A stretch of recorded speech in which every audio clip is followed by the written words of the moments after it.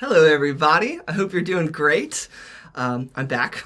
2 weeks ago, I made a video about a poem I wrote, and I'm back today to make some exciting updates. Not really an announcement video, sort of, I guess, in a way, but I wanted to share 3 things with you from my life that are sort of book-related. Well, all 3 of them are book-related, but the middle one is roundabout book-related.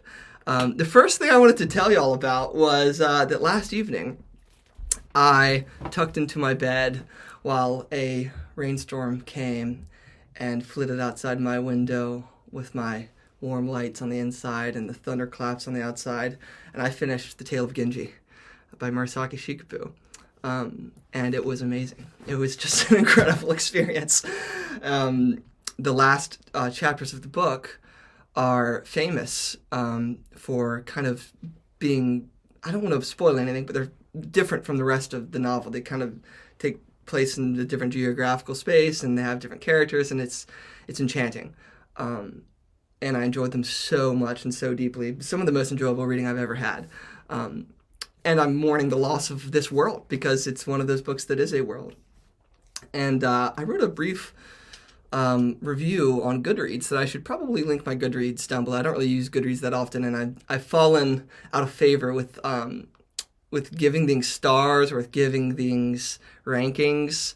I gave this 5 stars just because I don't know what else to do, but maybe I should just stop giving anything stars altogether. But I mean, this was amazing, and I'll make a video of its own about this. So yeah, this has been something I've been reading for 10 months. It's sort of in the background of everything else, and I just wanted to tell you I did it! So it's the longest book I've ever read. And it was amazing. It was so worth it. It made me a better reader. Its style can be difficult. I mean, it's a difficult book. It's long, and its subject matter is, people across the planet 1,000 years ago with different customs, and so it takes some getting used to, but I learned its ways, and I can't wait to revisit it in other translations. So yeah, that's thing number 1. Thing number 2 is probably the biggest update, is that I have become, thanks to many things, but thanks in part to Randy Ray, a digital minimalist.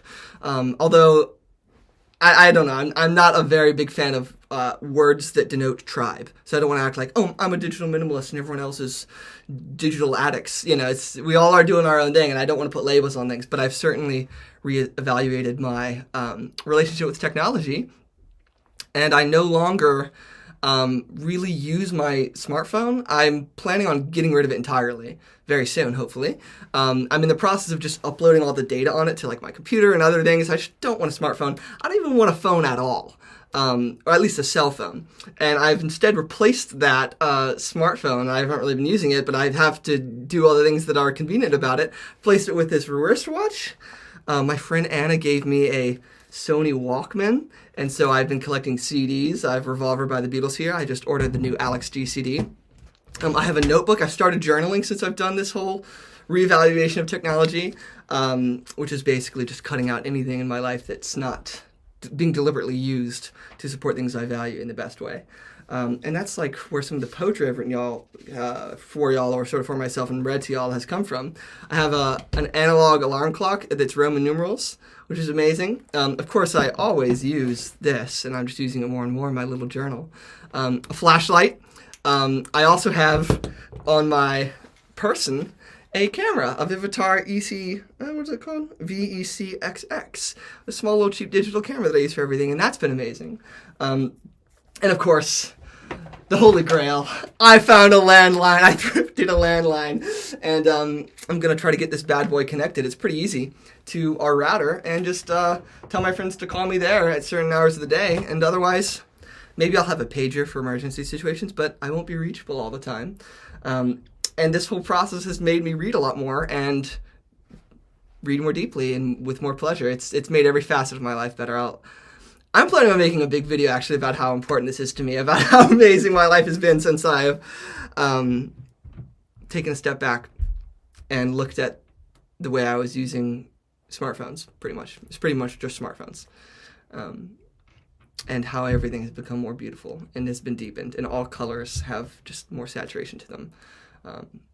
All my emotions have more clarity to them now.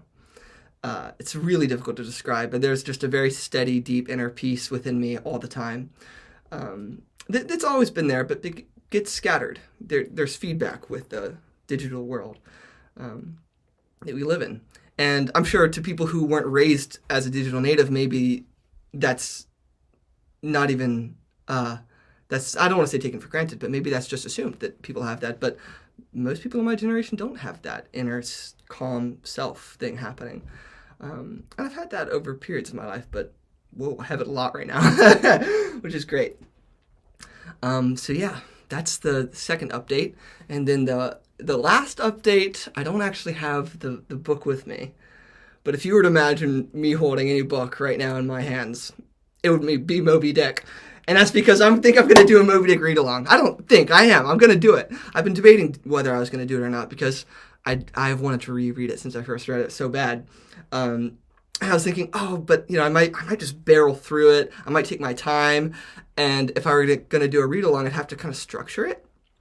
And I don't want to feel at all like BookTube ever makes me change my reading in a way that I don't like. I want it to only fill my reading life with joy. So I want to be deliberate about how I do it. But then I thought, well, here's what I'll do. I'll just structure it so that I do a video every 10 chapters.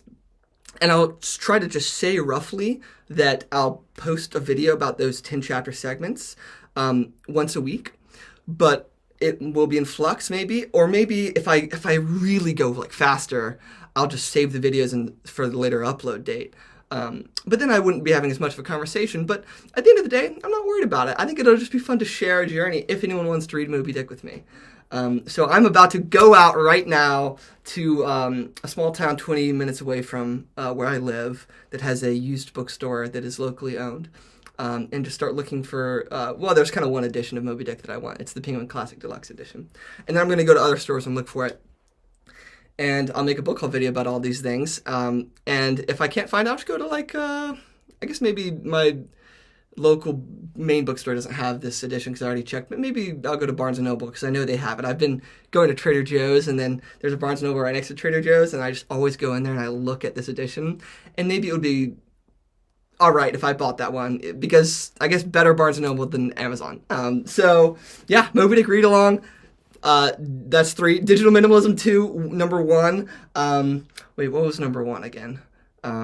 Wow, I'm just too excited about Moby-Dick that I'm even forgetting all about it. But whatever number 1 was, it doesn't even matter. I'm just so happy to have kind of made this big step in my life, especially with digital minimalism, that is enabling me to kind of throw myself more deeply into reading, which is so wonderful. So thank you very much for sticking with me, even though I've been a little bit off the radar here and there. But I hope you join me on my Moby-Dick journey, and I think I'll make a video right after this for another poem I wrote for my journal that's very short, very, very silly, not meaningful, deep poetry, but is meaningful to me. Also, The Tale of Genji was number 1. I can't believe I just forgot about that. But yeah, Tale of Genji. Yeah, so thank you so much, and I will see y'all probably in like 5 seconds when I start the next video. But then after that, with a Moby-Dick announcement video. So bye-bye, everybody.